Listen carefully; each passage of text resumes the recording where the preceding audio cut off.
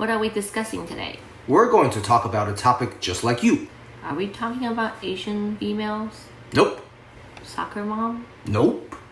Doctor's wife? Nope. Failing marriage? Is our marriage failing? Why are you so happy? I'm not. And why are you smiling? I told you, you were like a camera before. Every time I see you, I smile. Keep smiling. What are we discussing today? I told you, a topic like you. Hold on. Let me finish. We're talking about real estate, a topic that is very hot, just like you.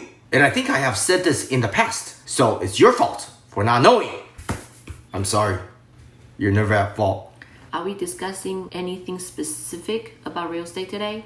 We're going to explore the topics of buy versus rent, buy to rent, and rent to buy.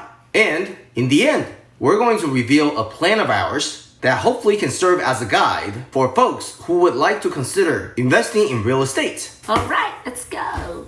Howdy folks, welcome to our channel. I am Pushy. I'm Mushy. And we're the Pushy Mushy, yeah! Serious.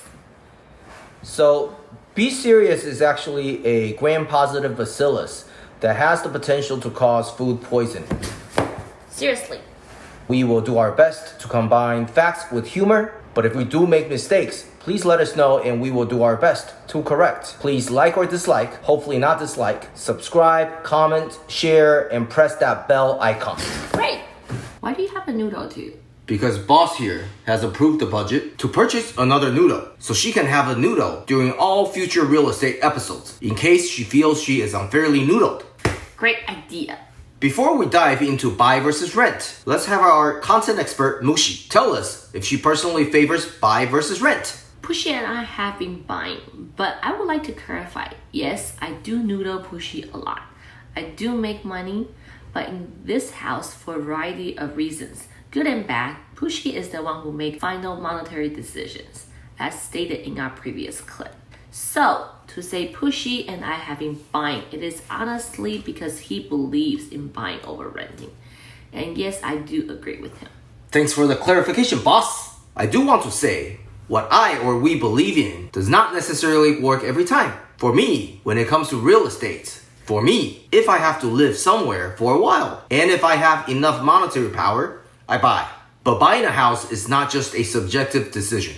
Buying a house also depends on a lot of other factors, but the most important one stems from what Pushy just said. One has to have enough capital to buy, or one has to have enough ability to navigate through some of the complicated process in order to be able to buy. Buying is not easy, especially for folks who are relatively new in terms of working a new job.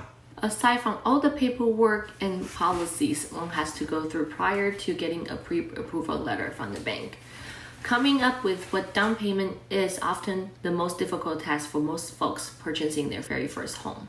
For example, I was wicked broke when I graduated from medical school about 10 years ago.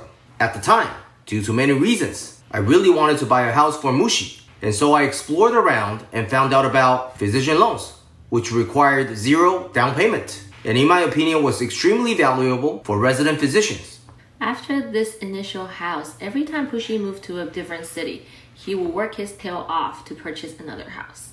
I have to say, I got lucky. Cleveland, Ohio, where I did residency, had a relatively cheap housing market, so I was able to buy, especially with a physician loan package where I paid zero down. Nashville, Tennessee, where I did fellowship, also had a relatively acceptable housing market when I started fellowship training, and I was also able to use a physician loan package. So while I was in training, a period when I did not make much, I was always at a place where I could buy.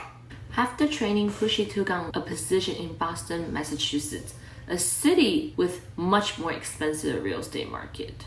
Had I been in Boston for training, even with physician loans, I might not have been able to buy, even if I wanted to. This brings us to our first topic, to buy or to rent.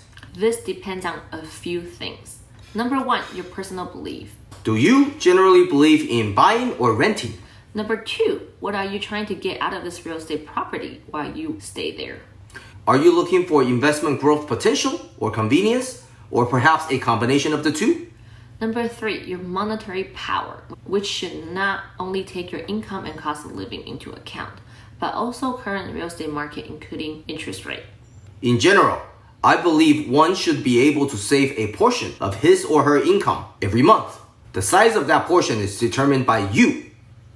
But this saving should give you some room to breathe during an emergency or financial crisis. Pros of buying over renting, including gaining equity, certain tax benefits, and the possible sense of accomplishment. Pros of renting over buying, including flexibility, less maintenance, and low upfront costs, unless you're like Pushy and qualify for some type of zero down payment. It is typically more affordable to rent than buy a home in expensive cities, such as New York City, Los Angeles, Vancouver, Taipei, Shanghai, and Hong Kong. Even if you're a firm believer in buying over renting like me, I don't think you should buy a home that is so expensive that you're not able to save at all. Next, can we ask our content expert to tell us briefly about buy to rent versus rent to buy? Buy to rent is basically a real estate investment strategy that Pushy strongly favors. When we moved from Cleveland to Nashville, he worked a lot of extra hours in order to be able to buy a second house without selling our first house. There was obviously a risk that I chose to take, which was the possibility of not being able to rent our first house out and therefore double the mortgage. But I'm somewhat risk tolerant, so I did what I did. Rent to buy is relatively rare nowadays, but it was somewhat of a more common practice during the 2008 financial crisis, when people could not afford to buy immediately due to various economic restraints. In general, I do not advise rent to buy unless someone meets all of the following 4 criteria. Number 1. This person absolutely wants to buy, meaning renting is not an option. Number 2. He or she does not have enough capital. Number 3. He or she does not have good credit. And number 4.